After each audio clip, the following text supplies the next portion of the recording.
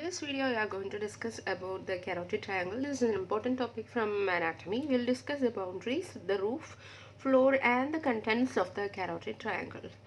So first we will start with the boundaries of the carotid triangle. So first I am going to draw the diagram showing the side of the neck here. From that I will be drawing the carotid triangle. So I am drawing the neck here.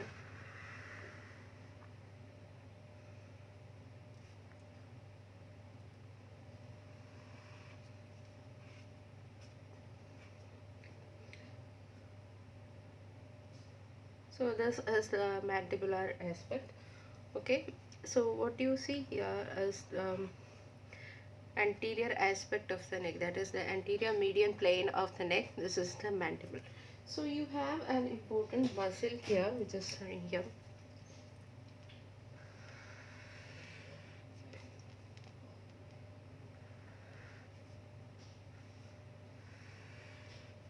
So this muscle was the sternocleidomastoid muscle.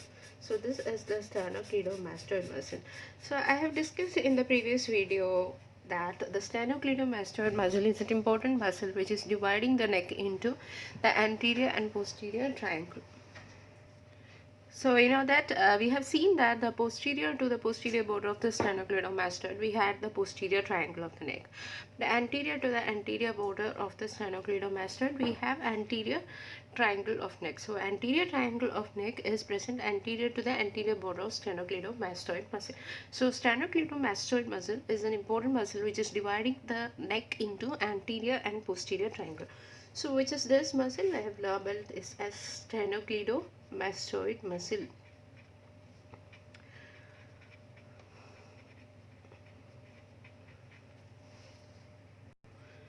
And you can see here one part, that is here you have the mastoid and this is the angle of mandible, and you are having a line which is joining the mastoid to the angle of mandible like this. So this is the line. So if you look at this aspect, so what you see here is the triangular region here. So this triangle which is present anterior to the anterior border of the sternocleidomastoid is known as the anterior triangle of neck. So this is the anterior triangle of neck.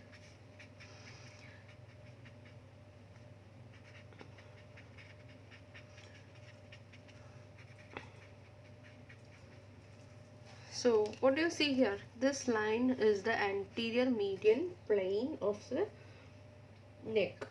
So this is the anterior median plane of the neck.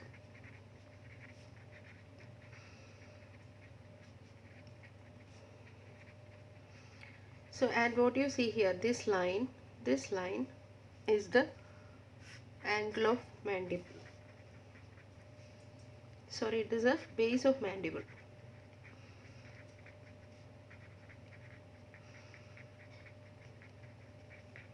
So and if superiorly you can also see a line which is joining the mastoid process to the angle of the mandible here. So this is line joining angle of mandible to the mastoid process.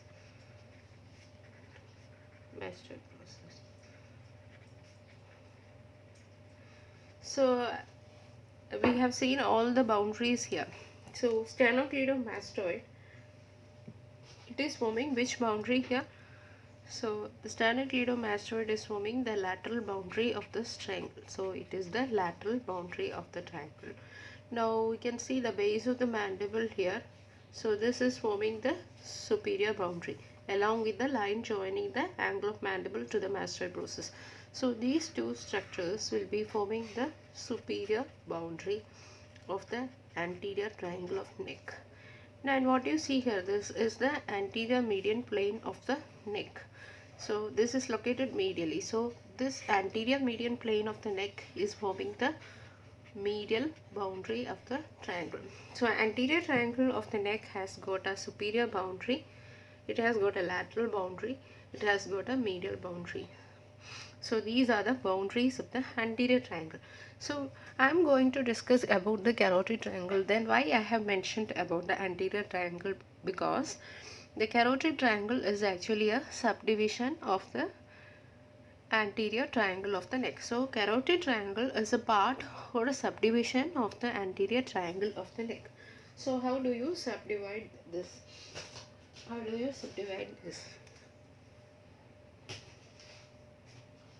So for that I want to mark a bone here. This bone which is located here, just drawing this bone, this is the hyoid bone. So this is the hyoid bone. So we have some important muscle here. There is a posterior belly of the digastric here.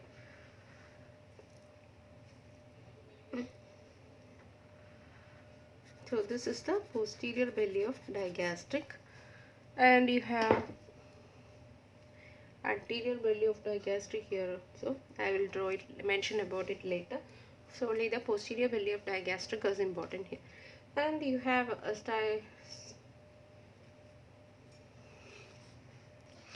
stylohyoid muscle which is embracing the posterior belly of digastric like this. Okay. And you have the superior belly of the homohyoid here. So this is a superior belly of homohyoid. So the inferior belly is here. So this is the superior belly of homohyoid. Can you see a triangle here? So this triangle is located here. So this triangle which I have drawn in green color is the carotid triangle. So that is the carotid triangle. So that is the topic of discussion today. That is the carotid triangle. So why it is known as the carotid triangle? Because the carotid vessels, that is internal carotid, external carotid, uh, arteries can be seen here. Because of the presence of these important structures, this is known as the carotid triangle. So I have drawn the carotid triangle here. From the diagram you can easily understand the boundaries of the carotid triangle. Boundaries of the carotid triangle. So can you see an anterior superior boundary here? There is an anterior inferior boundary here, and there is a posterior boundary here. So this two muscles, that is posterior belly of digastric and the stylohyoid muscle, these two muscles will be forming the anterior superior boundary. Now the superior belly of homohyoid will be forming the anterior inferior boundary, and we have the sternocleidomastoid, anterior border of sternocleidomastoid will be forming the posterior boundary of this triangle. So I will write that. That is the anterior superior boundary. Superior boundary. So this is the anterior superior boundary. Which structure is this? This is the posterior belly of digastric and the stylohyoid muscle. So posterior belly of digastric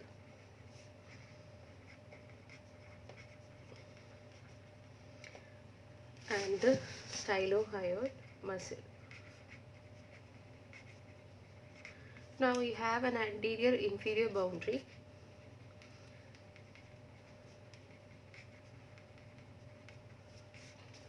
Now the anterior inferior boundary is formed by which muscle? This is the superior belly of homohyoid. Superior belly of homohyoid.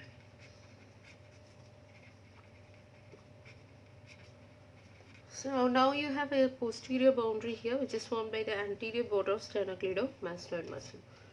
Posterior boundary is formed by anterior border of sternocleidomastoid muscle.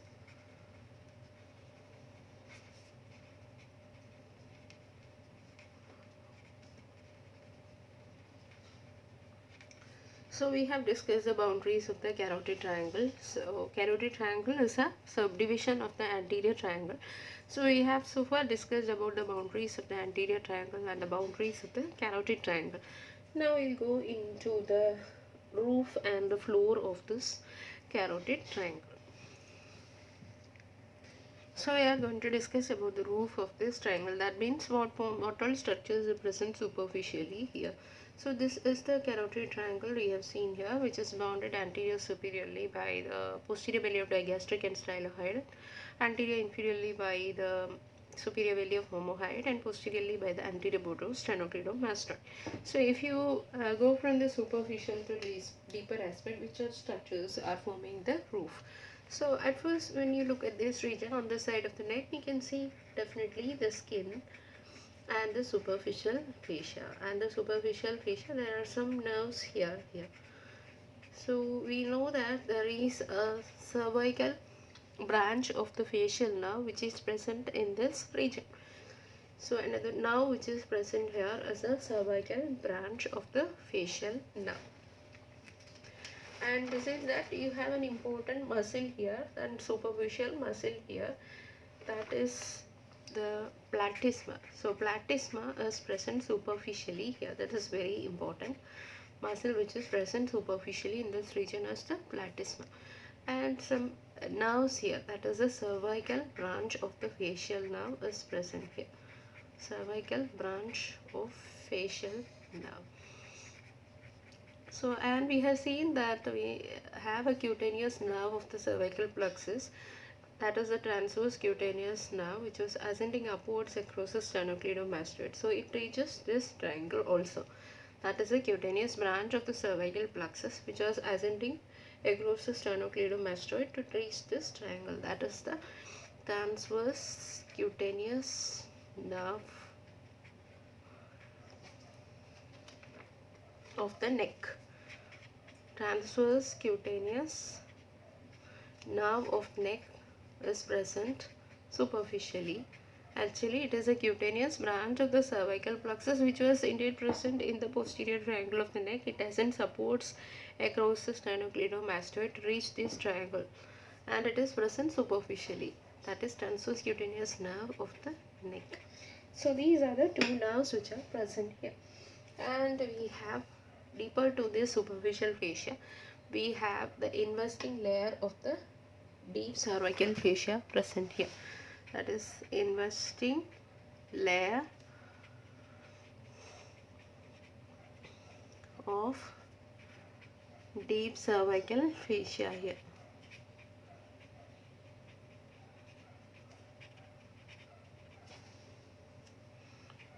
So these structures like skin, superficial fascia, and the superficially present muscle platysma, the cervical branch of the facial nerve, transverse cutaneous nerve of the neck, and the investing layer of deep cervical fascia will be forming the roof of the carotid triangle. So roof of carotid triangle. Now we will discuss about the floor of the carotid triangle.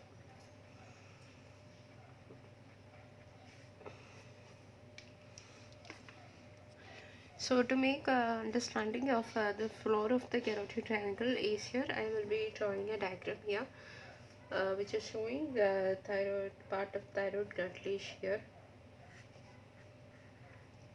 So and you have a part of cricoid cartilage here. So and you will be showing some tracheal rings here, like this. And you have the, so this is the cricothyroid membrane. So and superiorly you have a bone here, which is the hyoid bone. So this is the hyoid bone, and between the thyroid cartilage and the hyoid you are having a membrane which is known as the thyrohyoid membrane. So this was the thyrohyoid membrane here. So this is important, it is the thyrohyoid membrane.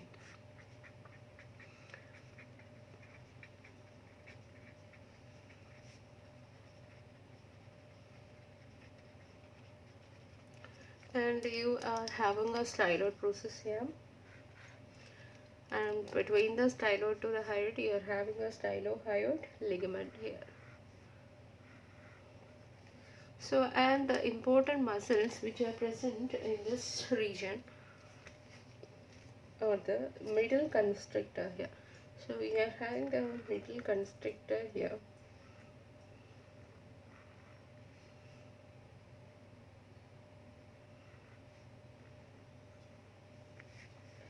So this muscle is the middle constrictor.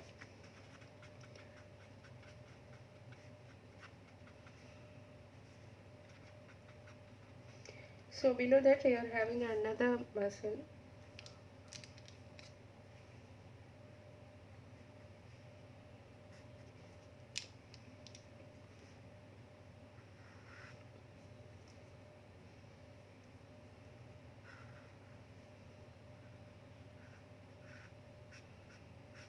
So this muscle is the inferior constrictor.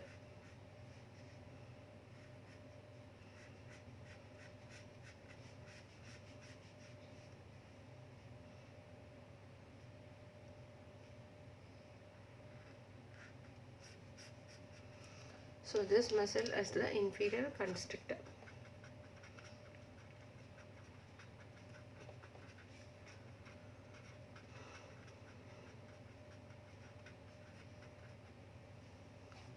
So if you look at the boundaries of the carotid triangle here, so I will draw the outline of the carotid triangle here.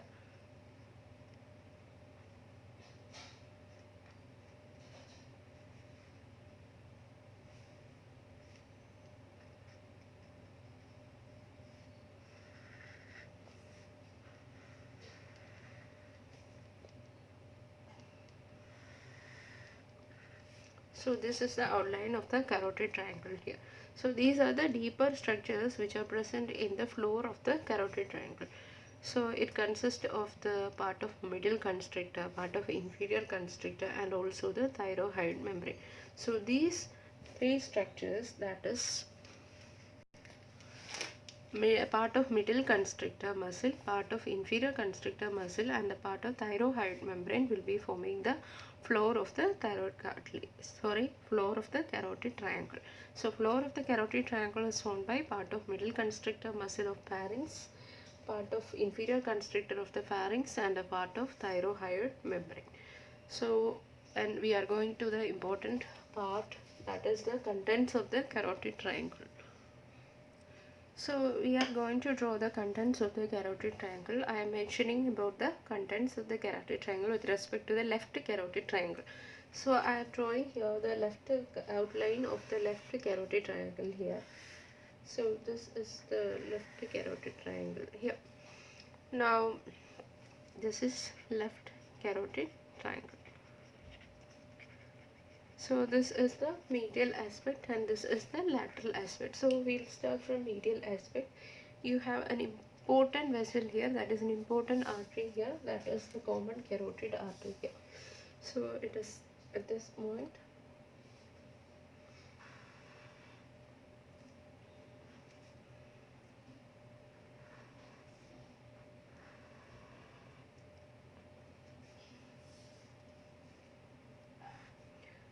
So this artery is the common carotid artery and it bifurcates here like this. So this artery is the common carotid artery. And it bifurcates here into an external carotid and the internal carotid artery. So this medial one is the external carotid artery and lateral one is the internal carotid artery. So it goes upwards like this. Okay. So internal carotid also goes like this. We'll discuss about it later, about the arteries later. Anyway, the one important content which is present here is the common carotid artery.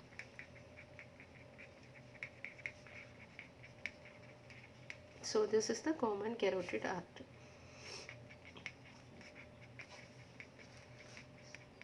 And the common carotid artery with its carotid sinus and carotid body at its termination. Sinus and carotid body at its termination.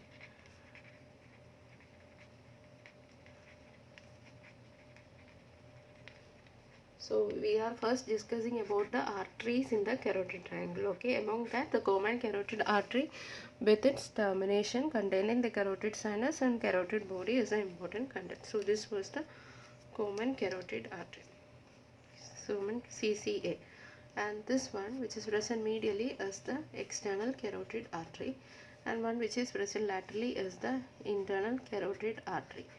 So the next important artery which is present in carotid triangle is the internal carotid artery.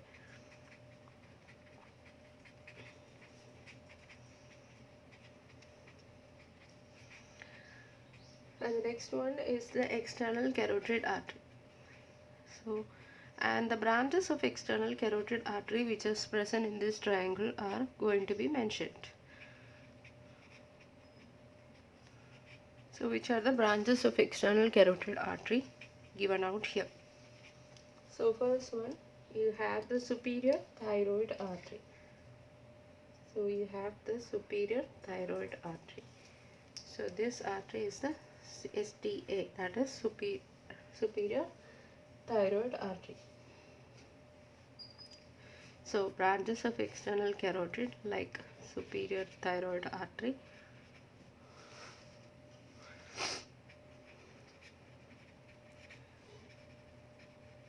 Next one is we have a lingual artery here.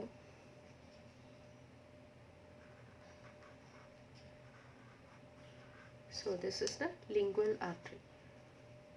So another branch of external carotid artery present in this triangle is the lingual artery. And you are having the facial artery here. So this is the facial. Another branch is the facial artery.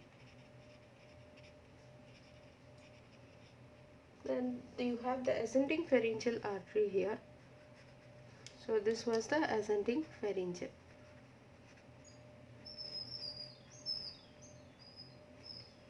So another branch is the ascending pharyngeal artery. Pharyngeal. So and you have the last one, that is another branch is the occipital artery which is present here. So this one is the occipital artery.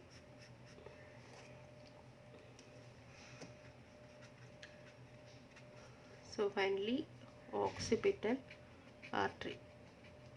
So which are the arteries present in the carotid triangle? This includes a common carotid artery with its carotid sinus and carotid body form at its termination. We have the internal carotid artery and the external carotid artery along with the branches of external carotid artery like superior thyroid artery, the lingual artery, facial artery, ascending pharyngeal artery and the occipital artery.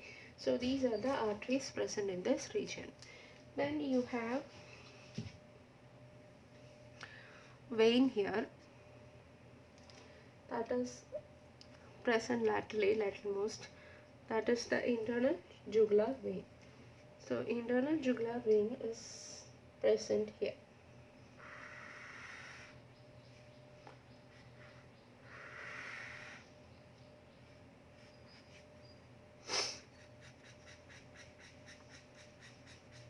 And some veins which are draining into the internal jugular vein are present here.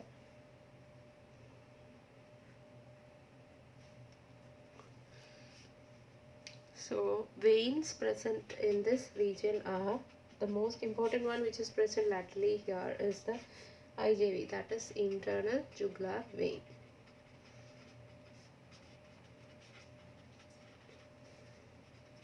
And you have some three veins which are draining here. That is first one, that is common facial vein which is draining into the internal jugular vein. It's common facial vein is draining into the internal jugular vein. And next one we have a pharyngeal vein which is ending in the internal jugular vein. Pharyngeal vein which is ending in the internal jugular vein. And the lingual vein which is usually terminating in the internal jugular vein. So we have internal jugular vein as an important vein here, which is a content of the carotid triangle, and three veins which are related to the internal jugular vein. One is the common facial vein which is draining into the internal jugular vein. We have the pharyngeal vein which is ending in the internal jugular vein, and a lingual vein which usually terminates in the internal jugular vein. And besides this, you have nerves here.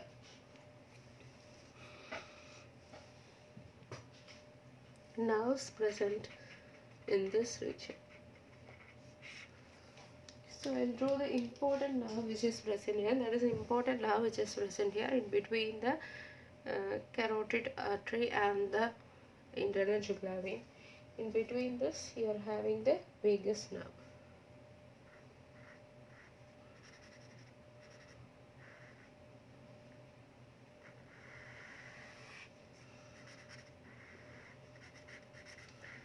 So this is the vagus nerve which is present between the artery and the vein. So an important content is definitely the vagus. It is running vertically downwards. Vagus running vertically downwards. Now you have a branch of the vagus here. You have got a branch of the vagus which is running in this triangle.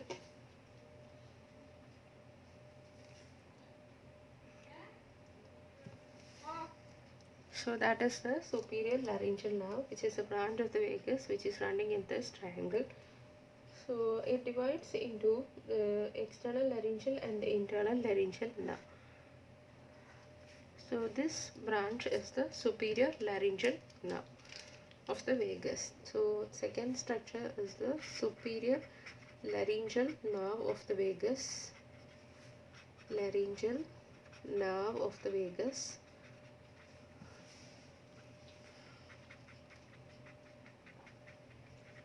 Which divides into, so this is the internal laryngeal and the external laryngeal, internal laryngeal and external laryngeal. So it is dividing into superior laryngeal, it is dividing into internal laryngeal nerve and external laryngeal nerve.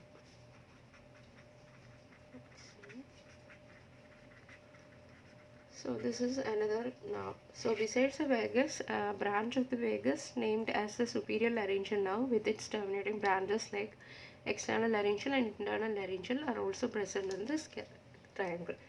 Now another nerve which is related to the internal jugular vein, that is this nerve, it is running backwards over the internal jugular vein. So this is the accessory nerve. So we have the accessory nerve which is present running over the internal jugular vein, that is the accessory nerve. So it is also forming a content of this triangle, that is accessory nerve, spinal accessory nerve.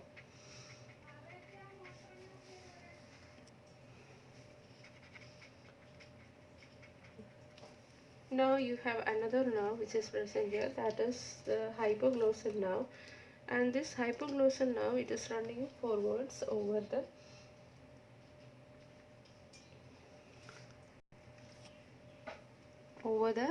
carotid arteries. So like this, so this was the hypoglossal nerve. So this one is the hypoglossal nerve. Now the hypoglossal nerve is also forming a content here.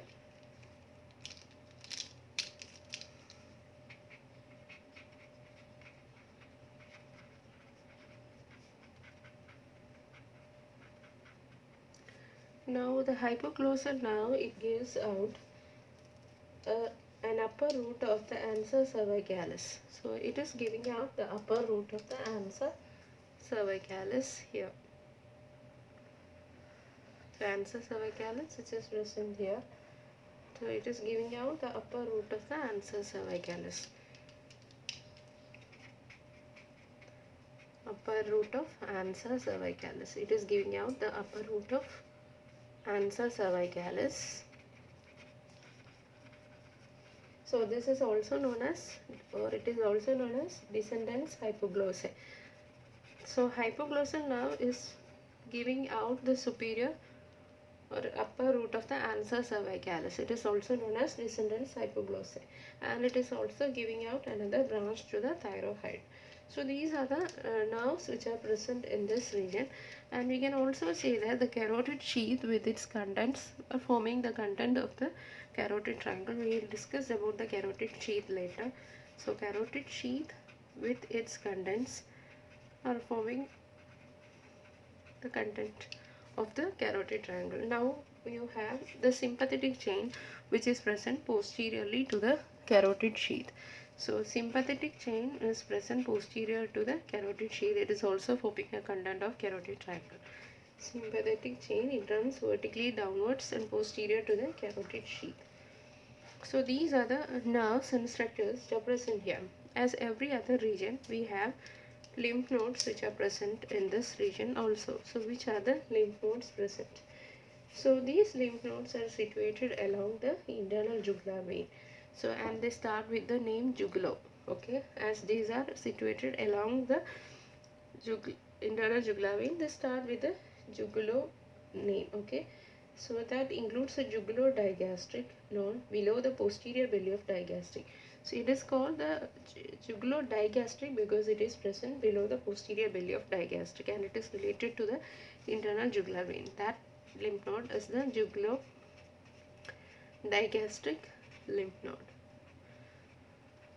So why this name? Because it was situated along the internal jugular vein, but it is present below the posterior belly of digastric. So and you have the another lymph node which is situated along the internal jugular vein, but it is related to which muscle? That is the inferior belly of the omohyoid.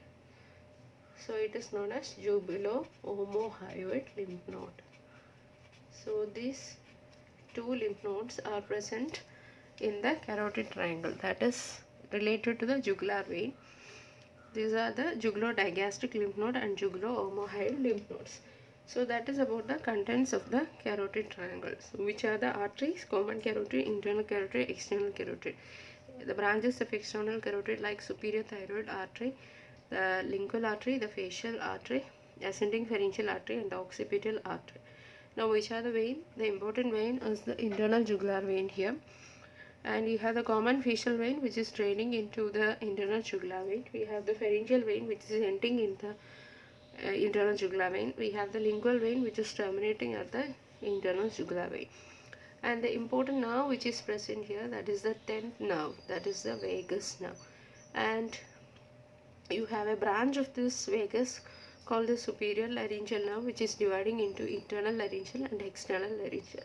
So besides the 10th nerve, you have the 11th nerve, that is the spinal accessory nerve which is related to the internal jugular vein. So after that there is a 12th nerve, that is the hypoglossal nerve, and this hypoglossal nerve it contributes to the superior root of the ansa cervicalis called the descendants hypoglossae. And overall you can say that the carotid sheath with its contents is forming the content of the carotid triangle. We will be discussing the carotid sheath later. Now you have posterior to the carotid sheath, the sympathetic chain is running vertically downwards. So sympathetic chain will also form the content of carotid triangle. So how can you remember the nerves? That is 10th nerve vagus, the 11th nerve spinal accessory part, and the 12th nerve, 10th, 11th and 12th. These nerves are present in this region. So a branch of vagus known as superior laryngeal is present in this region. Now the lymph nodes, how can you remember that? It starts with jugulo because it is lying along the internal jugular vein. So it includes jugulo-digastric lymph node and jugulo-omohyoid lymph nodes. So that is all about the carotid triangle. This is an important part of the anterior triangle of the neck, and it is important for the exams also, and clinical point of view this is very important. So thank you for watching this video. To see more videos on my channel, please subscribe the channel. Thank you.